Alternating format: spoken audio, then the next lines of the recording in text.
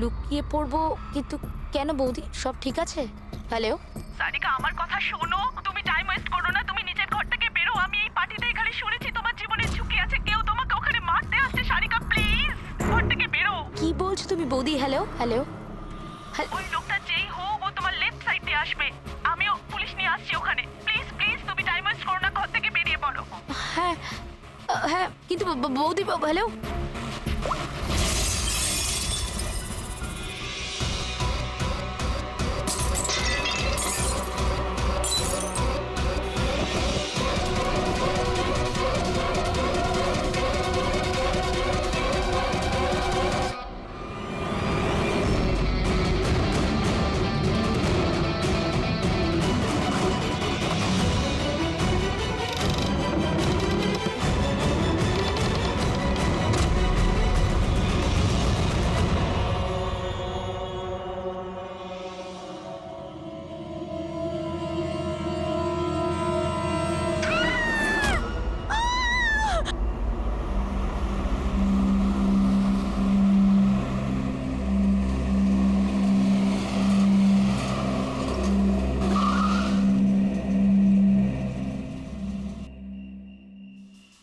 এক তো না বলে চলে গেছে, আর ফোনও তুলছে না। আরে ভাই, এমন কেউ করে নাকি? আরে কমসে কম বলে যাওয়া তো দরকার ছিল। হয়তো কোনো প্রবলেম হবে এই জন্য ধরেনি। তুমি না সবসময় কাম অন, প্রবলেম তো আমাদের হয়েছে, অ্যাটলিস্ট আমাদের বলা দরকার ছিল ওর।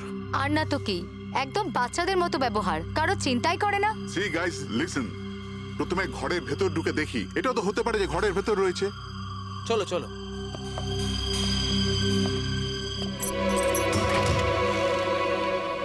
এখানে তো অন্ধকার কেন? আমি আলো জ্বালাচ্ছি।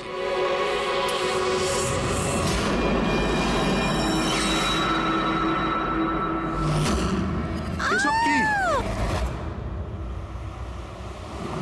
সারিকা, আমার আগে থেকেই মনে হচ্ছিল যে ওই মেয়েটার প্রাণের সংশয় আছে। এই কথাটা আমার হালকাভাবে নেওয়া উচিত হয়নি, ওদের ভরসা করাই উচিত হয়নি। তুমি এত কেন ভয় পাচ্ছ? হয়তো মেয়েটা ঠিকই আছে। তুমি জানো না অভিজিৎ, এই মেয়েটার এমন একটা রোগ আছে যার কারণে যে কোনো সময় ওর জীবন যেতে পারে। কেউ যা খুশি করতে পারে ওর সঙ্গে, কিন্তু ও জানতেই পারবে না। জানতে পারবে না? স্যার, ওকে কোমাতে আছে? না, কমায় না, একটা অদ্ভুত রোগ। আমিও এই রোগের ব্যাপারে আগে কখনো শুনিনি। একটা অসুস্থ মেয়েকে তার পরিবারের লোক মারতে কেন চাইবে? যতটা আমি ওদেরকে চিনেছি, আমার মনে হচ্ছে যে ওদের ভাবসাব খুব একটা সুবিধার নয়। সারিকার সঙ্গে আমার কয়েকদিন আগেই দেখা হয়। একদিন আমি অফিস থেকে যখন বাড়ি যাচ্ছিলাম,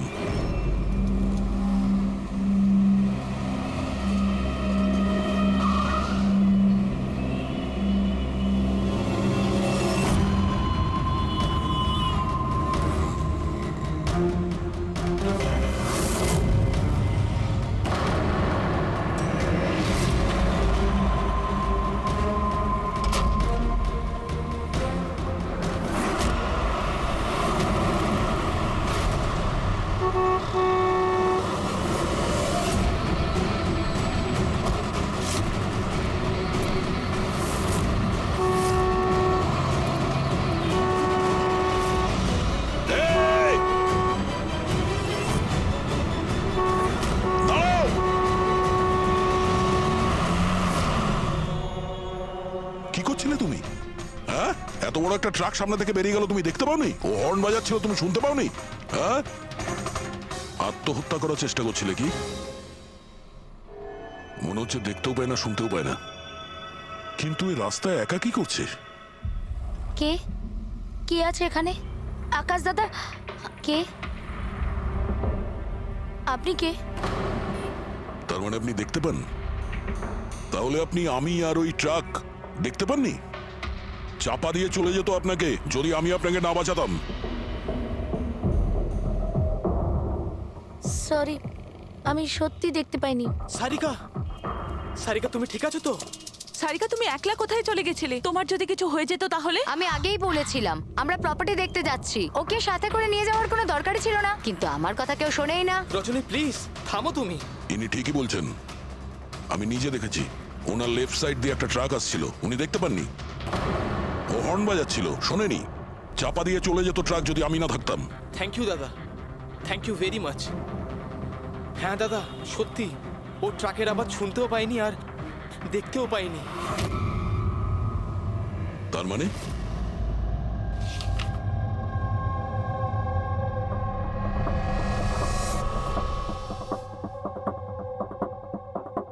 এইসব আপনি মানে আপনার শুধু জিনিস আর সবার এই ডান দিকটা নজরে আসে না, শুধু বাঁ দিকটা নজরে আসে।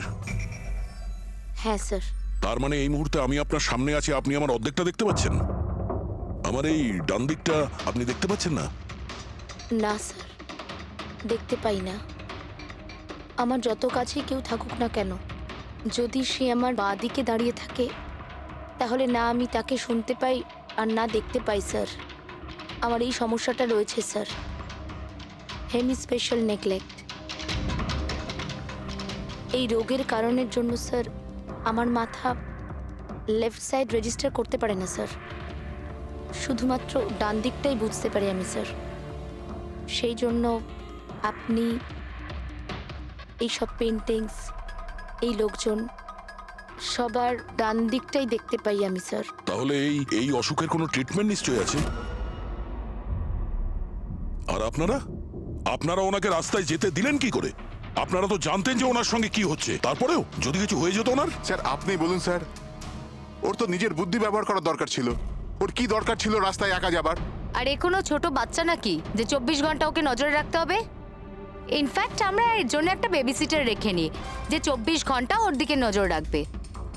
এখন এসব বলে কি হবে? হ্যাঁ, ভুল আমাদের হয়েছে, এটা তোমরা মানো আর না মানো আমি মানি। Sir, I am so sorry sir. Sir এই ভুল আর দ্বিতীয়বার আর হবে না। সারিকা আমার ছোট বোন, আর এর খেয়াল রাখা আমার দায়িত্ব স্যার। কারেক্ট। এরপর থেকে এরকম কোনোদিন হবে না। আর তাছাড়া এখন তোমার ওষুধ খাওয়ার সময় হয়েছে না, চল ওষুধ খাবে। স্যার এটা তো খুবই ভয়ঙ্কর রোগ। যদি কেউ ওর লেফট সাইডে সোজাসুজি অ্যাটাক করে তাও ও বুঝতে পারবে না। এক্স্যাক্টলি, এই ব্যাপারটাতেই আমার ভয়। এক তো এই অসুখ, তার উপরে কোটি টাকার সম্পত্তির একলা ওয়ারিশও। সারিকার মা বাবা একটা অ্যাক্সিডেন্টে মারা গেছে, সারিকা বেঁচে গেছে, কিন্তু ওর এই হেমি স্পেশাল নেকলেট অসুখ হয়ে গেছে। ওর আশেপাশেও দেখভাল করার জন্য তো অনেক লোক আছে, কিন্তু তার মধ্যে জানি না কতজন আছে যারা সৎভাবে ওর ভালো চায়। এরকম কেন মনে হচ্ছে তোমার? অভিজিৎ, ওই উইল অনুযায়ী সারিকার পরে পুরো সম্পত্তি এই আত্মীয়দেরই পাওয়ার কথা। আর আমার প্রথম থেকেই এদেরকে খুব একটা ভালো লাগছে না। আর এই কিছুদিন আগে আমি ওর বার্থডে পার্টিতে গেছিলাম। চলো সারিকা, এবার কেকটা কাটো। দাদা আর 2 মিনিট ওয়েট করে যাই, দয়া স্যার হয়তো চলে আসবেন। আমি ওনাকেও ইনভাইট করেছি। অন্তত আমাদেরও বলতে পারতে। আরে কে কি বললো না ভাই? ও আই এম সো সরি, আসতে একটু দেরি হয়ে গেল। Many many happy returns of the day, happy birthday. I will take it, দাও। আপনি আপনাকে ঠিক চিনতে পারলাম না। আমি বলছি, এ হলো কৃতি। সারিকার মতো পেশেন্টদেরকে হ্যান্ডেল করার জন্য ইনি ট্রেনিং নিয়েছেন, আর আমি ইনাকে 24 ঘন্টা সারিকার সাথে থাকার জন্য অ্যাপয়েন্ট করেছি। আশা করি আপনি সারিকাকে নিয়ে আর চিন্তিত হবেন না। একদম। আর আমাদেরও মনে হয় যে কৃতি থাকলে সারিকা সেফ থাকবে। অ্যাবসলিউটলি। আমারই ভুল হয়েছে, শুধু আমার ভুল। আমার সারিকাকে ওদের ভরসায় ছাড়া উচিত হয়নি। আমার মেরে দিয়েছে হয়তো ওরা ওকে। বাড়ি এসে গেছে।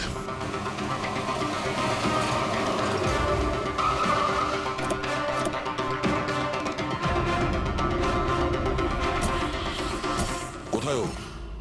হ্যাঁ, কি করেছো তোমরা ওর সাথে? স্যার আমরা তো জানি না কি হয়েছে, আমরা তো কিছুই করিনি স্যার। এক মিনিট, কি হয়েছে কি এখানে? স্যার ড্রয়িং রুমের অবস্থা দেখে আমরা এতটাই ভয় পেয়ে গেছি যে আমরা ভিতরে যাইনি। আগে এটা বলো, সারিকা কোথায়? স্যার আমরা কিচ্ছু জানি না, আমরা কিচ্ছু দেখিনি স্যার। আমরা এইসব দেখে ঘাবড়ে গিয়েছিলাম আর সোজা আপনাকে ফোন করেছিলাম। ঠিক আছে, আমরা দেখে নিচ্ছি। পঙ্কজ, এদের সবার স্টেটমেন্ট রেকর্ড করো, আর কাউকে ভিতরে আসতে দেবে না।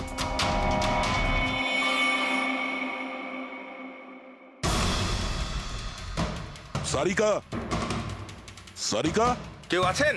এখানে তো মনে হচ্ছে অনেক কিছুই হয়েছে। এত রক্ত তো কোনো একজনের হতেই পারে না।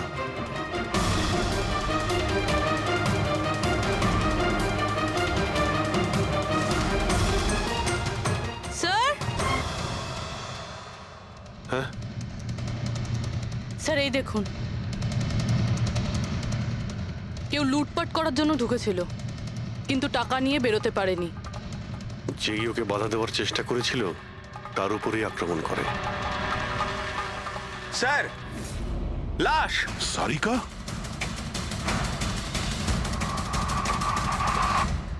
ও নো। মানালি তো এরপর থেকে এরকম কোনোদিন হবে না। আর তাছাড়া এখন তোমার ওষুধ খাওয়ার সময় হয়েছে না? সারিকার ছোট বৌদি, জয়ন্ত স্ত্রী। তাহলে ও কোথায় আছে?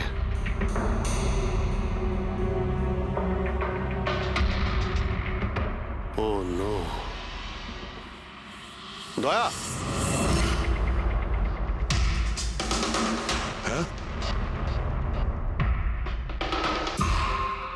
এ হলো কৃতি। সারিকার মতো পেশেন্টদেরকে হ্যান্ডেল করার জন্য ইনি ট্রেনিং নিয়েছেন। এটা তো কৃতি।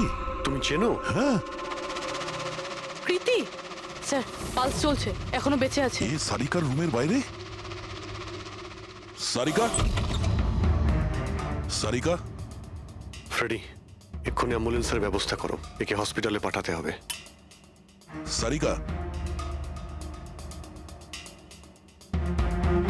সারিকা।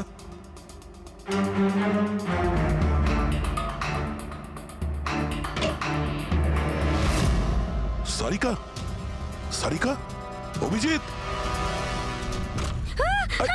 না না না না না, কিছু নেই, কিছু নেই। Relax, আমরা relax. সিআইডি থেকে। এসো, রিল্যাক্স, বাইরে রিল্যাক্স, এসো, বাইরে এসো, বাইরে এসো। রবি, এসো। সাবধানে। তুমি ঠিক আছো তো? বসো, এখানে বসো। থ্যাংক গড একে পাওয়া গেছে। তুমি ঠিক আছো? সবাইকে মেরে দিয়েছে, সবাইকে মেরে দিয়েছে স্যার। এক মিনিট, এক মিনিট। কে করেছে এসব? কে ছিল সে? দয়া স্যার, কি হয়েছিল? স্যার সবাইকে মেরে দিয়েছে স্যার। কে? মেরে দিয়েছে, কে? কে মেরেছে? মেরে দিয়েছে স্যার। আমার মনে হয় এক্ষুনি একে হসপিটালে পাঠানো উচিত, ওর মানসিক অবস্থা ঠিক নেই। ওটাই ঠিক হবে, মনে হচ্ছে শক পেয়েছে। রবি, তোলো একে। ওঠো, ওঠো। আমার সাথে এসো।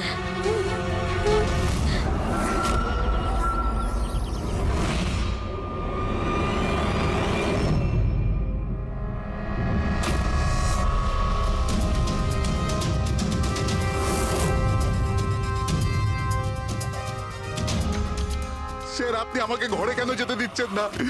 আমার বউ খুন হয়েছে। স্যার প্লিজ, স্যার প্লিজ, আমি একবার দেখতে চাই, শুধু একবার। মিস্টার জয়ন্ত, আপনার স্ত্রীর খুন হওয়ার জন্য আমরা খুব দুঃখিত, কিন্তু আমরা আপনাদেরকে ভেতরে যেতে দিতে পারি না। 3 জনের উপর হামলা হয়েছে, একজন মারা গেছে, একজন আহত, আর একজন শক পেয়েছে। আর আপনারা বলছেন যে আপনারা কিছুই জানেন না। হ্যাঁ, সত্যি আমরা কিচ্ছু জানি না স্যার। ইনফ্যাক্ট আমরা এখানে কেউ ছিলামই না স্যার। আমরা সবাই নিউ বোম্বেতে ছিলাম একটা পার্টিতে। কোন পার্টি? স্যার একটা ফ্রেন্ডের রিসেপশনের পার্টি। তো আপনারা সবাই ওখানে গিয়েছিলেন তো? মানালি। ও বাড়িতে কেন ছিল? স্যার মানালি আমাদের সঙ্গে গিয়েছিল, বাড়িতে শুধু সারিকা আর কৃতি ছিল, কারণ স্যার সারিকার শরীর খারাপ ছিল। কিন্তু স্যার এই পার্টি থেকে হঠাৎ মানালি কি করে হারিয়ে গেল আমরা কিচ্ছু জানি না স্যার। স্যার, হ্যাঁ পূরবী। স্যার এই দেখুন, এর নখে এবং এর বডিতে অনেক গুঁড়ো চুল পাওয়া গেছে। স্যার, এই কাঁচের টুকরোগুলো দেখুন, বেশ মোটা, মনে হচ্ছে কারো চশমার কাঁচ।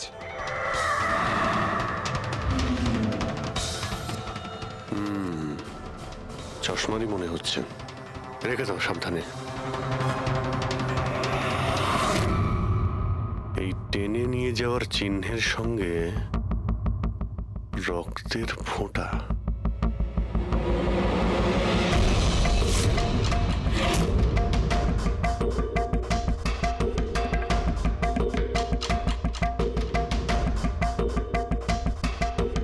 এখানে এতটা রক্ত,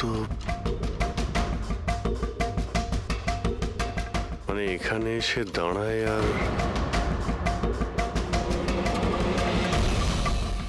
বাইকের চাকার দাগ। কেউ আহত অবস্থায় এখানে আসে, আর বাইকে উঠে এখান থেকে বেরিয়ে যায়। আচ্ছা একটা কথা বলুন তো, আপনাদের মধ্যে বাইক কার কাছে আছে? বাইক? না স্যার বাইক তো কারুর কাছে নেই, আমাদের সবার কাছে নিজের পার্সোনাল গাড়ি আছে স্যার। এই বাড়িতে টোটাল 5টা কার আছে স্যার। কিন্তু অভিজিৎ এটা কেন জিজ্ঞাসা করছো? কারণ কেউ খুবই আহত অবস্থায় বাইকে উঠে এখান থেকে চলে গেছে, আর আমার পুরো বিশ্বাস যে খুনি সেই। আই থিঙ্ক এর জবাব সারিকাই দিতে পারবে। ওর জ্ঞানটা একবার ফিরে আসুক। বাই দ্য ওয়ে, আপনাদের মধ্যে কি কারো চোট বা আঘাত লেগেছিল? আঘাত আমাদের? স্যার আপনার কথার মানে কি? আমাদের কেন চোট লাগবে? আপনারা আমাদেরকে সন্দেহ করছেন? যতক্ষণ এই কেসটা সলভ না হবে আমরা সবার উপরই সন্দেহ করব। আর আপনারা যদি আমাদের সঙ্গে সহযোগিতা না করেন তাহলে আমাদের সন্দেহ আরো বেড়ে যাবে। হ্যাঁ, তাই প্লিজ কোঅপারেট।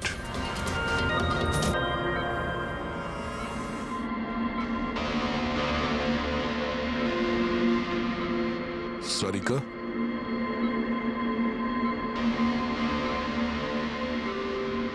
আচ্ছা তুমি কি ঠিক আছো? অভিজিৎ, সারিকা, দয়া স্যার। তুমি ঠিক আছো? স্যার মানালি বৌদি আর কৃতি স্যার। কৃতি ঠিক আছে,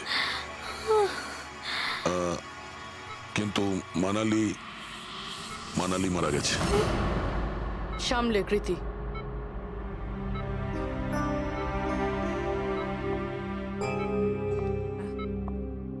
কৃতি কৃতি তুমি ঠিক আছো তো? I am so glad you okay. Thank God তুমি ঠিক আছো।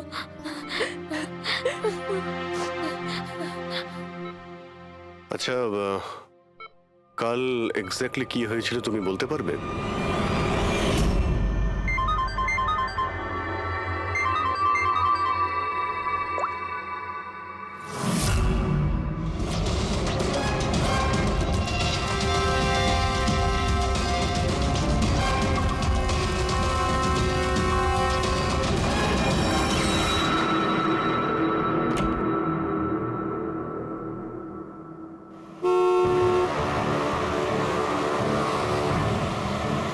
বৌদি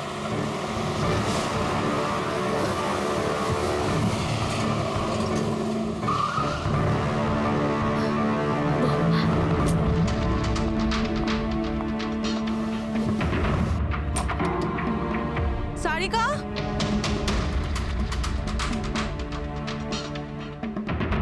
সারিকা, সারিকা কোথায় তুমি?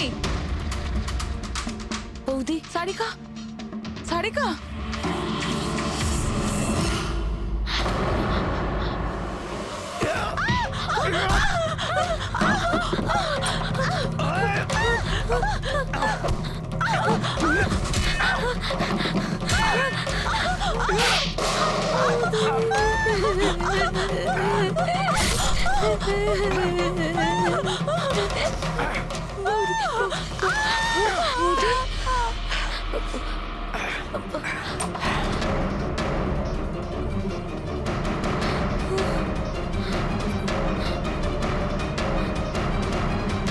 কৃতি কৃতি কৃতি। তো তুমি ওনার দরজাতে ধাক্কা দিয়েছিলে। তো কৃতি আপনি কি দেখেছিলেন? আপনার উপরে আক্রমণ কি করে হলো? সারিকার জোরে চিৎকারের আওয়াজ পেলাম, আমি তখনই ঘর থেকে বাইরে আসি। সারিকা, এইসব কি করে? কৃতি কৃতি সারিকা তুমি ঠিক আছো তো?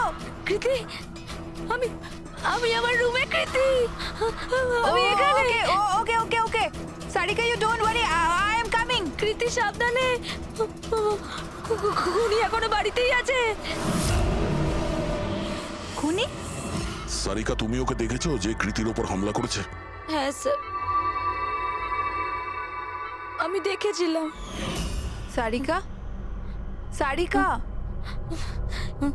কৃতি কৃতি। সারিকা, সেই মুহূর্তে তুমি যা যা দেখেছো সেটা তুমি একটা পেপারের ওপর আঁকতে পারবে? হ্যাঁ স্যার, যখন আমি ওনাকে মানালি বৌদির পেছনে দেখেছিলাম তখন খুব ভয় পেয়ে গেছিলাম। আমি শুধু ওই মুখটার একটা ঝলক দেখতে পেয়েছিলাম স্যার। যখন আমি আবার দেখি তো তখন আমি শুধু হাতটুকু দেখতে পাই। কৃতি আমার দিকে আসছিল আর তারপর পিছন থেকে হাত এলো, ওই হাতটা ওর ওপর হামলা করলো। লোকটা রেনকোট পরেছিল আর গ্লাভস আর একটা বড় চকমকি ঘড়ি, এই যে একেবারে সেরকমই হুবহু যেমনটা আমি দেখতে পেয়েছিলাম।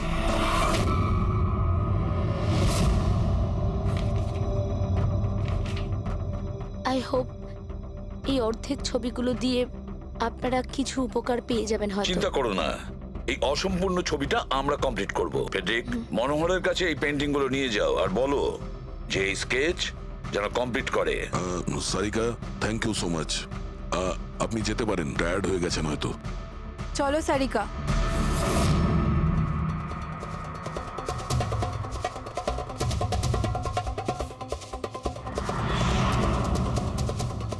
এই লোকটাকে তো আগে কখনো দেখিনি স্যার। হতে পারে শুধু এই কাজের জন্যই হায়ার করা হয়েছিল। আর ঠিক সময়ে মানালি ওর প্ল্যানটা ভেস্তে দিল। খুব মন দিয়ে দেখো এই স্কেচটা। এটা সেই লোকটার ছবি যে মানালিকে খুন করেছিল। আপনারা কি একে কোনোদিন দেখেছেন? আমি তো বুঝতেই পারছি না আমাদের কেন সন্দেহ করা হচ্ছে। এক্স্যাক্টলি, আমরা সবাই সারিকার আপনজন। আর আজ আমরা বিজনেসের সব কাজ ছেড়ে এখানে এসেছি শুধুমাত্র সারিকার জন্য। আর আপনাদের মনে হচ্ছে আমরা ওকে মারতে চাইছি? স্যার যে মারা গেছে ও আমার বউ স্যার, আর সারিকা আমার বোনের মতো। স্যার আমি যখন খুব ছোট ছিলাম আমার বাবা মা মারা গিয়েছিল। সারিকার বাবা মাই আমাকে আদর যত্ন করে বড় করে তুলেছে। আমি আজ যা কিছু হয়েছি ওনাদের দুজনের জন্যই হয়েছি। আর স্যার আমি সারিকাকে আমার নিজের প্রাণের চেয়েও বেশি ভালোবাসি। এক্স্যাক্টলি, এক তো আমরা ওর জন্য নার্স রাখলাম আর আপনারা সবাই আমাদেরকেই সন্দেহ করছেন। হ্যাঁ, সন্দেহ করছি তোমাদের সবাইকে। আমি নিজের চোখে দেখেছি কতটা ভালোবাসো তোমরা ওকে। আপনারা সবাই ভালোভাবেই জানেন যদি ওই বেচারির কিছু হয় তাহলে ওর কয়েকশো কোটি টাকার সম্পত্তির তোমাদের সবার মধ্যে ভাগ হবে।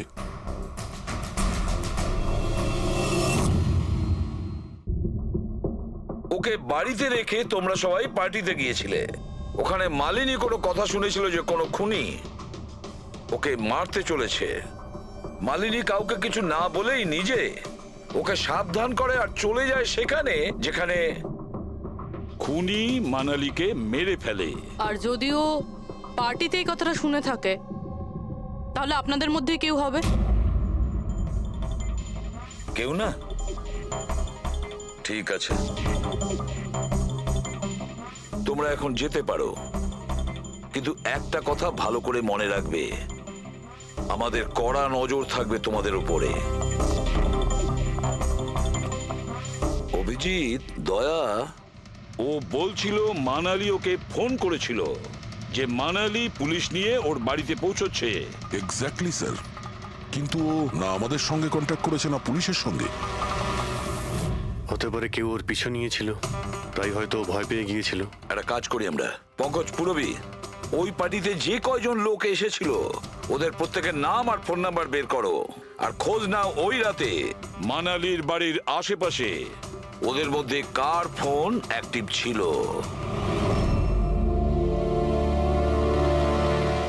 স্যার। হ্যাঁ স্যার, ওই রাতে ওখানে 250 লোক ছিল, কিন্তু স্যার একজন হচ্ছে ঈশান। ওই রাত্রেও পার্টিতে ছিল আর ওখান থেকে ও সারিকার বাড়ির দিকে গেল যখন মানালি পার্টি ছেড়ে গেল। আর ফোন ওখানেই বন্ধ হয়ে যায় ওদের বাড়িতে। স্যার আর একটা আজব ঘটনা ঘটেছে। মানালি সেই রাতে ওই বাড়িতে ফোন করেইনি, বরং সেখান থেকে ব্যান্ড্রায় গিয়েছিল কোয়াড্রাম, আর তারপর থেকে ফোনটা সুইচড অফ। মানালির সেল ফোন তোর কাছেই ছিল ওই ক্রাইম সিনে?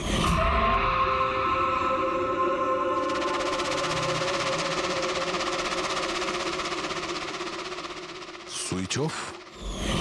আচ্ছা, এমনটা নয় তো যে ওই ফোনটা আসলে ঈশানের ফোন, ভুল করে ওখানে পড়ে গিয়েছিল? মানে ঈশান সেই রাতে সারিকা ভিলা এসেছিল। ডাকো ওই ঈশানকে বিউরোতে। স্যার আমি করেছিটা কি? আমাকে এখানে কেন ডাকা হয়েছে? ঈশান, একটু আপনার চশমাটা খুলবেন? চশমা? স্যার এটা তো উইদাউট নাম্বারের চশমা, এটা তো আমি রেগুলার পড়ি না। ডক্টর সালুকের কাছে নিয়ে যাও এটা। স্যার আমাকে এটা তো বলুন আমি করেছিটা কি? আমরা আপনাকে এখানে মানালি মার্ডার কেসের ব্যাপারে ডেকেছি। ক্রাইম সিনে আমরা চশমার ভাঙা কাঁচ পেয়েছি। আপনার চশমাটাকে ওই কাঁচের সঙ্গে ম্যাচ করিয়ে দেখব। কিন্তু স্যার আমি তো ওই জায়গায় যাইনি। যদি তুমি নাই গিয়ে থাকো তাহলে তোমার ফোন ওখানে ওই ভিলাতে কি করছিল? আর মানালির ফোন তোমার বাড়িতে মান্দ্রাতে কিভাবে পৌঁছলো? ওই স্যার পার্টিতে আমাদের ফোন এক্সচেঞ্জ হয়ে গেছিল, কারণ আমাদের ফোন দুটো এক। কি হলো মানালি ম্যাডাম, আপনাকে চিন্তিত মনে হচ্ছে? চিন্তিত আমি? না তো, আসলে আমি ওই জয়ন্ত আর আকাশকে খুঁজছিলাম। আপনি ওদের কোথাও দেখেছেন? হ্যাঁ, ওরা দুজন ভেতরেই হবে। আসলে কি হয়েছে, এত চেঁচামেচি আর এই ডিস্কোতে আমি কিছু বুঝেই উঠতে পারছি না। আপনি প্লিজ আমাকে একটু হেল্প করে দেবেন ওদের খুঁজে পেতে? আমি ওদের ভেতর থেকে আপনার কাছে পাঠাচ্ছি।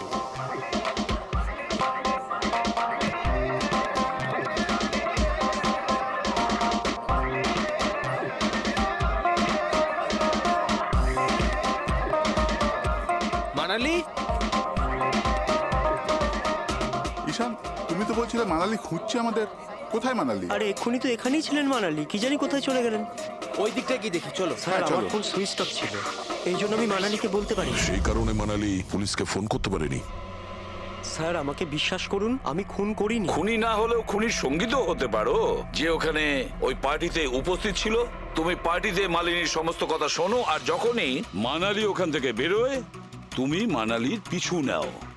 কোনো কায়দা করে তুমি মানালির ফোন তোমার বাড়ি ব্যান্দ্রাতে পাঠিয়ে দিলে, আর ওখানে পাওয়া চশমার কাঁচের টুকরো, আমাদের সন্দেহ ওটা তোমার চশমার। রিপোর্ট তো আমরা পেয়েই যাব আমাদের ফরেন্সিক ল্যাব থেকে। ঈশান, শুধু ঈশানের কাছে কোনো কারণ নেই, কিন্তু সবার কাছেই কোনো না কোনো কারণ আছে সারিকাকে মারার জন্য। দিয়া আর অভয়, এদের দুজনের তো টাকার খুব প্রয়োজন ছিল। হতে পারে এরা দুজন করেছে। আর এদের প্রত্যেকের কাছে একটাই অজুহাত আছে, যে ওরা রিসেপশনের পার্টিতে ছিল। স্যার এরা সবাই ওই রিসেপশন পার্টিতে প্রেজেন্ট ছিল, কিন্তু কোনো একজন খুনিকে ফোন করে সারিকা ভিলায় যেতে বলেছিল লেফট দিয়ে, যাতে সারিকা কিছু বুঝতে না পারে। তারপর সারিকাকে মারবে, কৃতিকে মারবে, আর সবাই ভাববে দেখে যেন মনে হয় চুরি করার উদ্দেশ্যে খুনটা হয়েছে। আর এই সব কিছুই মালিনী শুনে ফেলে। তারপর ননদকে বাঁচানোর জন্য ও বাড়ি ফিরে আসে, কিন্তু ও সেখানে খুন হয়। কিন্তু মারা যাওয়ার আগে ও খুনিকে আহত করেছিল। খুনি যাওয়ার সময় কৃতির উপরে হামলা করে, লুটের মাল আর ননদকে ফেলে তারপরে সে বাইকে করে পালিয়ে যায়।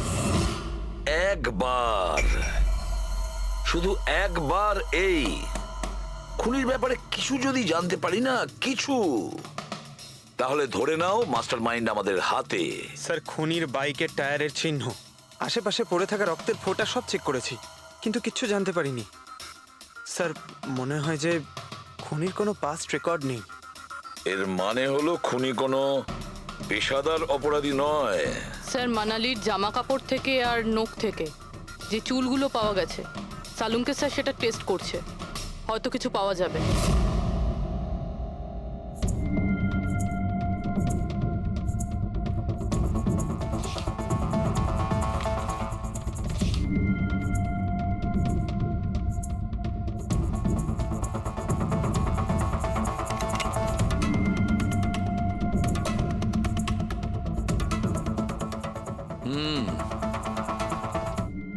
আমার আন্দাজ একদম ঠিক ছিল। এবার শুধু ডিএনএ রিপোর্টটা দরকার। হ্যাঁ সালুকে বস, হ্যাঁ একটা কথা ঠিক যে ঈশান খুনি নয়, কারণ ক্রাইম স্পট থেকে এই যে চশমার লেন্সের ভাঙা টুকরো পাওয়া গেছে, এইগুলো ঈশানের চশমার সঙ্গে ম্যাচ করছে না। এক তো ঈশানের চশমার পাওয়ার 0, আর দ্বিতীয়ত ঈশানের যে চশমাটা তার লেন্সগুলো একদম নর্মাল, কিন্তু এই লেন্সটা ফটোক্রোম্যাটিক, মানে রোদের সঙ্গে রং পাল্টায়। আচ্ছা, ওই যে রক্ত পাওয়া গিয়েছিল ওই বাইকে টায়ারের মার্কের কাছে, সেটা কি খুনির রক্ত? হ্যাঁ, ওই রক্তটা খুনিরই, যার বয়স 25 থেকে 30 বছরের মধ্যে। আর মানালির নখে যে চুলটা পাওয়া গেছে ওটা নিশ্চয়ই খুনির। আসলে বস, হাতাহাতি করবার সময় চুল গোড়া থেকে উপড়ে আসে, অথচ এই যে চুলটা, এটা উপড়ে আসেনি, কাটা হয়েছে। আর এইটা দেখো স্ক্রিনে, যতগুলো চুল আছে সব আলাদা আলাদা রকমের। কোনো চুল সিধে, কোনোটা কোঁকড়ানো, আর ওগুলো রং দেখো, প্রত্যেকটা চুলের রং আলাদা। কোনোটা কালো, কোনোটা ব্রাউন, কোনোটা ডার্ক ব্রাউন, আর ওই গোল্ডেনও আছে। এই চুলগুলো একটা লোকের হতেই পারে না। আলাদা আলাদা লোকের চুল? হ্যাঁ দয়া, এই চুল থেকে আমরা বিভিন্ন ধরনের কেমিক্যাল পেয়েছি, যেমন হচ্ছে কেরাটিন, ফিফটাইন, আর অনেক কিছু। আমার মনে হচ্ছে না যে এই চুলগুলো কোনো একজন লোকের মাথার চুল। Hello, oh good, very good, thank you very much, good news, bye. DNA টেস্টের রিপোর্ট, এই রিপোর্ট এই বিষয়টা কনফার্ম করছে যে এই যে চুলগুলো সেগুলো কোনো একজন ব্যক্তির চুল নয়। যে লোকটার ড্রেসের ওপর আলাদা আলাদা চুল আছে, আলাদা আলাদা লোকের কাটা চুল, সেই লোক কোনো বড় সেলুনে কাজ করে, হেয়ার স্টাইলিস্টের।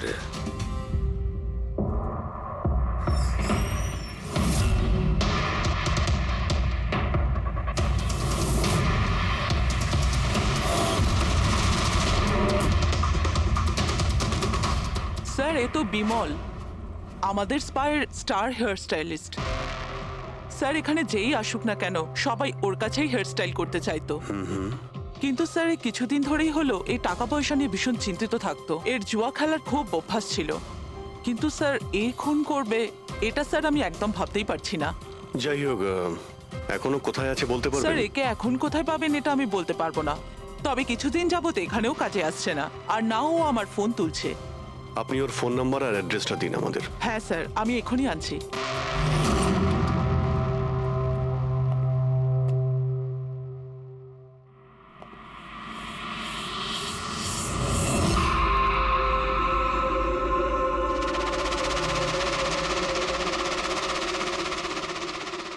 ও নো, এ তো গেছে।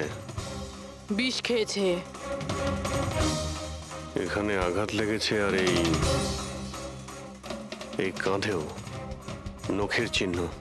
মানে এই হলো সেই যে মানালিকে খুন করেছে। দেখো কিছু পাওয়া যায় কিনা।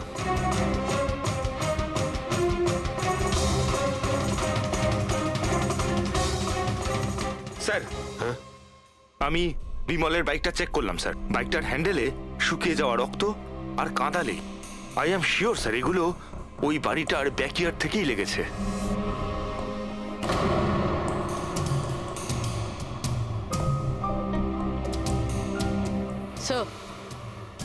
স্যার, এই ভেঙে যাওয়া চশমা আর এই রেনকোট পেয়েছি। রেনকোটে রক্ত লেগে আছে।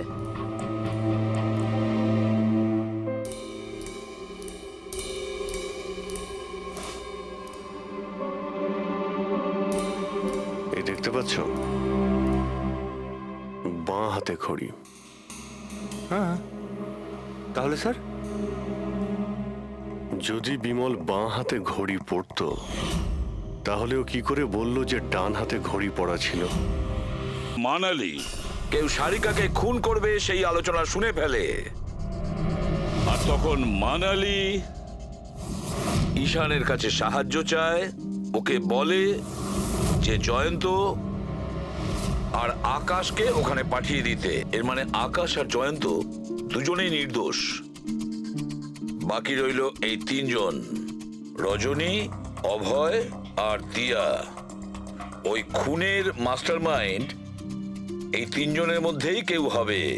আচ্ছা স্যার, ওই কলের অন্যদিকে কে ছিল? স্যার, ওই বিমল হতে পারে। না স্যার, আমি বিমলের ফোন রেকর্ড চেক করেছি। ওই রাত্রে ওদের মধ্যে কেউই বিমলকে ফোন করেনি। তাহলে অপর প্রান্তে কে ছিল সেদিন? ল্যান্ডলাইন?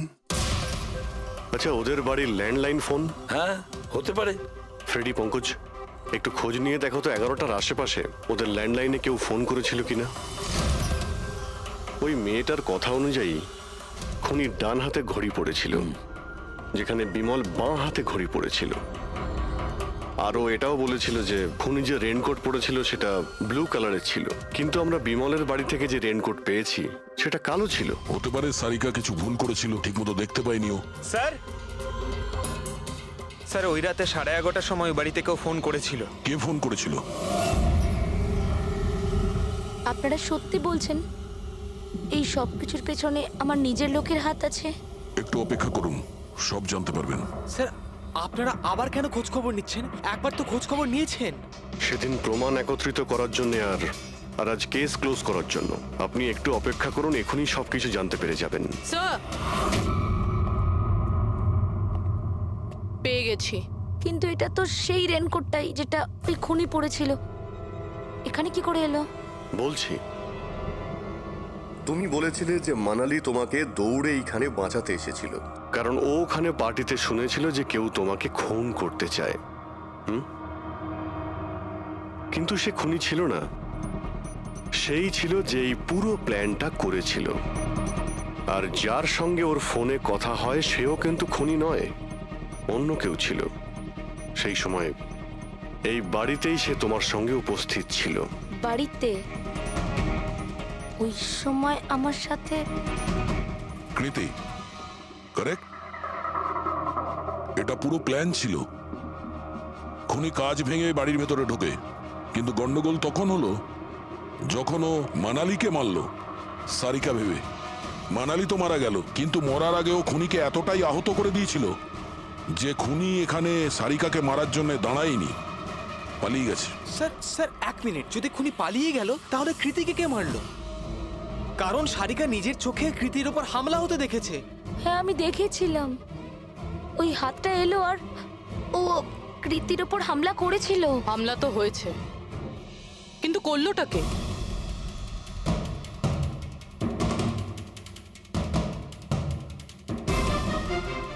আপনারা সবাই আমাকে এভাবে কেন দেখছেন? এর উত্তর তো শুধু তুমিই দিতে পারবে কৃতি। ও রাত ঠিক 10:30টার সময় শুয়ে পড়েছিল।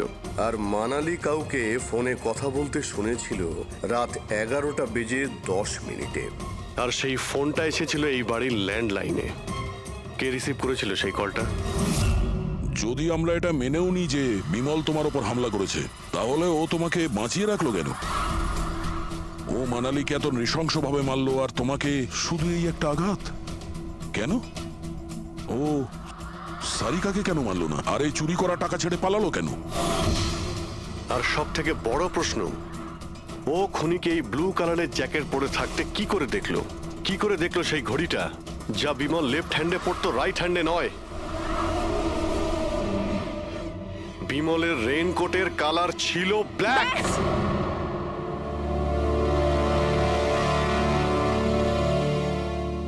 ঠিক চিনেছেন আপনারা। ওই হামলা আমি নিজেই করেছিলাম।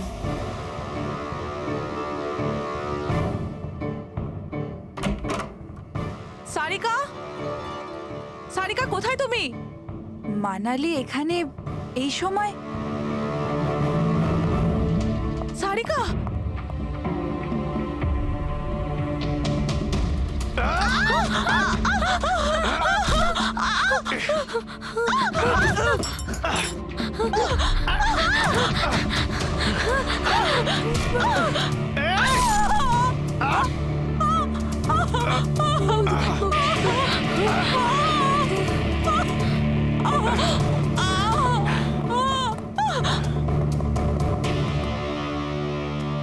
কৃতি,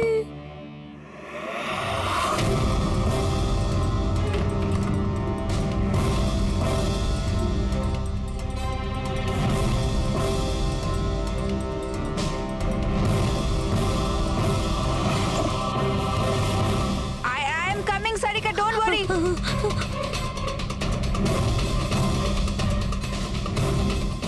কৃতি, কারণ আমি চাইনি কেউ আমার উপর সন্দেহ করুক। আর তুমি যখন এত কিছু বলেই দিলে, তখন ওই মাস্টার মাইন্ডের নামটাও বলে দাও। হ্যাঁ, আর তুমি যদি বলো ওর নামটা আমি বলে দিই, যে মানালিকে মেরেছে আর সারিকাকে মারতে পারতো। কি রজনী দেবী? আপনি জানেন আমরা কার কথা বলছি? রজনী, তুমি? হ্যালো, কিলার শার্প 11:30টায় পৌঁছে যাবে। সারিকার খেলা শেষ, যে কোনো মূল্যে করতেই হবে। ওই আমার বাকি টাকাটা? তুমি তোমার পয়সা পেয়ে যাবে। ওকে।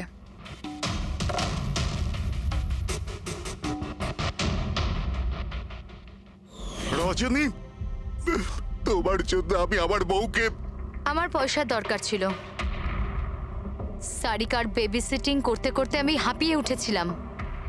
আর এইসব তোমার জন্য হয়েছে আকাশ। তোমার জন্য আমরা সবাই সারিকার আয়া হয়েছিলাম। আমাকে আমার জীবন যাপন করতে হতো আগের মতো। এই জন্য আমি প্ল্যান করেছিলাম আর কৃতিকে বাড়িতে নিয়ে এসেছিলাম। পার্টিতে যাওয়াও আগে থেকেই ঠিক ছিল, যাতে আমি সময় পাই প্ল্যান করার। সব ঠিক চলছিল, শুধু বিমলের ব্যাপারে একটু ভুল হয়ে গেল। না হলে এত কিছু হয়ে যাওয়ার পরেও দেখছি তোমার কোনো অনুতাপ নেই, বরং নিজের প্ল্যান নিয়ে গর্ব করছো। তুমি অনেক সময় পাবে নিজের প্ল্যানের ভুল ত্রুটি ধরার, কারণ তোমার এই বাকি জীবন এবার তোমাকে জেলের মধ্যে বসেই কাটাতে হবে।